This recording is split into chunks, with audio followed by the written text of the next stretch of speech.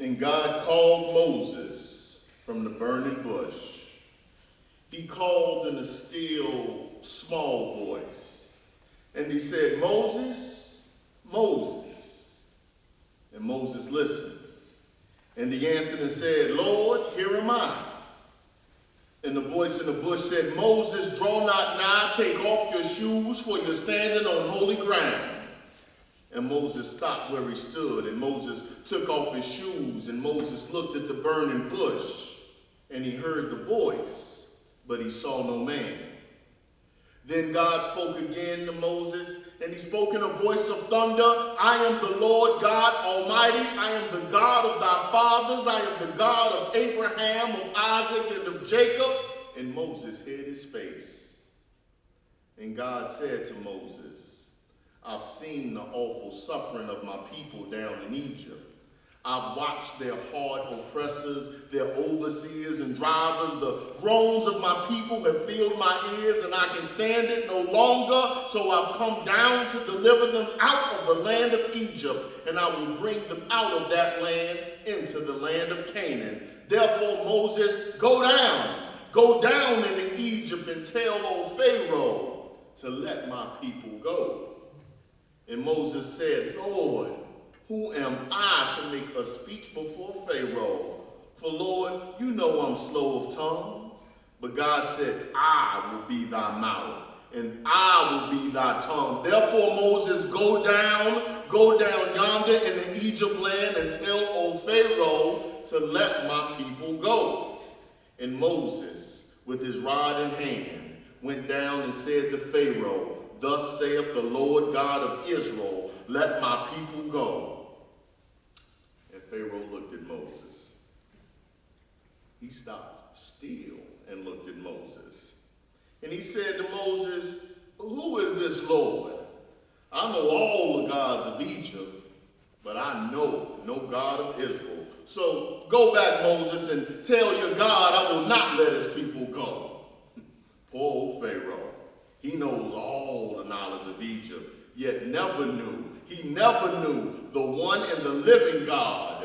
Poor old Pharaoh. He's got all the power of Egypt, and he's going to try to test his strength with the might of the great Jehovah, with the might of the Lord God of hosts, the Lord mighty in battle. And God, sitting high up in his heaven, laughed at old poor Pharaoh. And Pharaoh called the overseers, and Pharaoh called the drivers, and he said, put heavier burden steel on the backs of the Hebrew children. Then the people chided with Moses, and they cried out, look here, Moses, you've been to Pharaoh, but look and see what Pharaoh's done to us now. And Moses was troubled in mind. But God said, go again, Moses, you and your brother Aaron, and say once more to Pharaoh, thus saith the Lord God of the Hebrews, let my people go.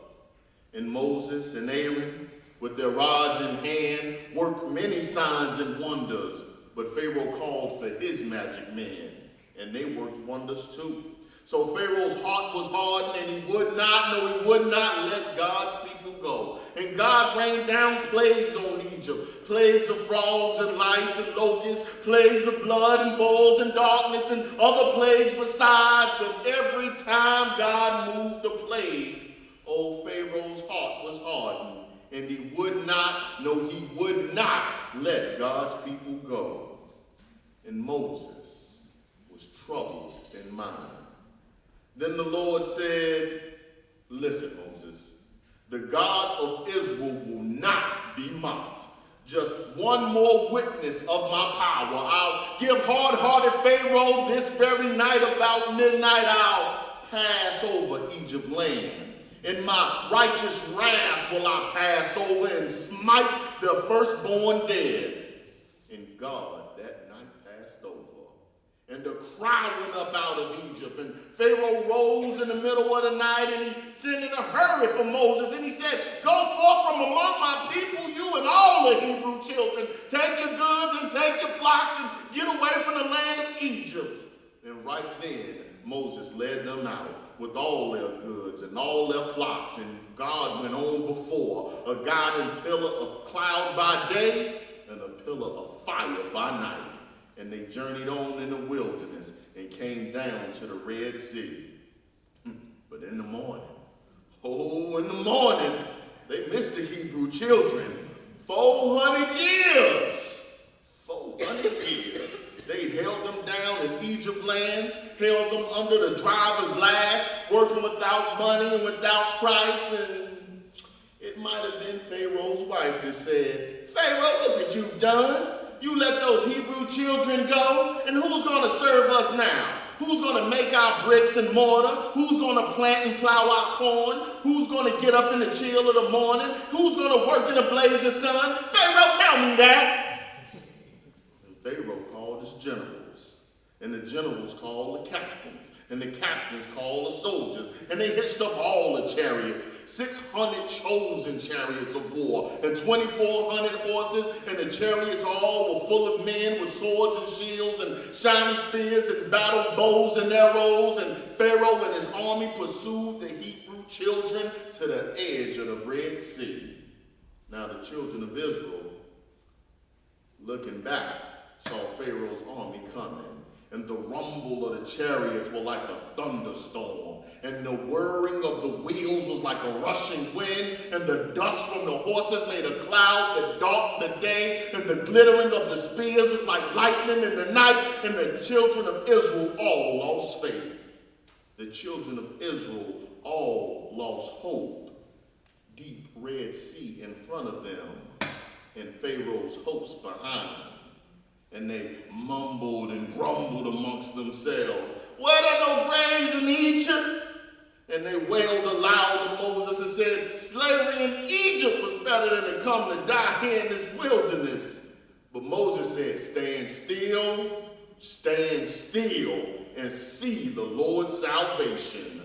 For the Lord God of Israel will not forsake his people. The Lord will break the chariots. The Lord will break the horsemen. He'll break great Egypt's sword and shield, the battle bows and arrows. This day he'll make proud Pharaoh know who is the God of Israel. And Moses lifted up his rod over the Red Sea, and God, with the blast of his nostrils, blew the waters apart, and the waters rolled back and stood up in the pile and left a path through the middle of the sea, dry as the sands of the desert. And the children of Israel all crossed over onto the other side. When Pharaoh saw them crossing dry, he dashed on in behind them. Old Pharaoh got about halfway across, and God unleashed the waters. And the waves rushed back together, and Pharaoh and all his army got lost, and all his hosts got drowned.